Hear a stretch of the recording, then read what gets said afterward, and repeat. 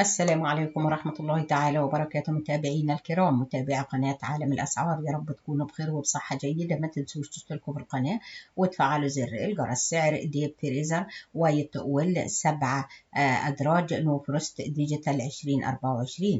أسعار ديب فريزر وايت ويل 7 أدراج.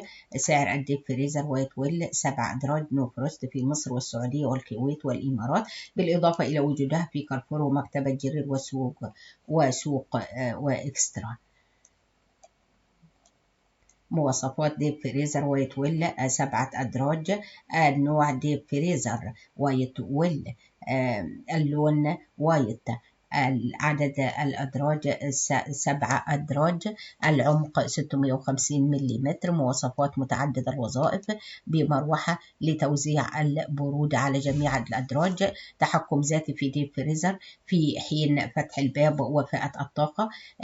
مصنوع من الستانلس. الضمان 5 سنوات من الشركة المصنعة. مميزات ديب فريزر وايت ويل 7 أدراج: مزود بشاشة ديجيتال متقدمة بخاصية الاستشعار الذكي، خاصية التوين كولينج، إمكانية تخفيض درجة حرارة الفريزر إلى درجة الثلاجة. سعر الديب فريزر وايت ويل 7 أدراج.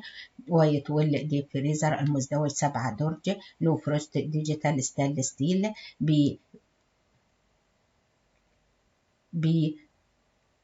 18,010 جنيه من بيتك. سعر الديب فريزر في الإمارات 2500 درهم. سعر الديب فريزر في السعودية 2500 ريال سعودي. سعر الديب فريزر في الكويت 20 في الكويت 248 دينار. قبل ما ننهي الفيديو ما تنسوش تشتركوا في القناة وتفعلوا زر الجرس. والسلام عليكم ورحمة الله وبركاته.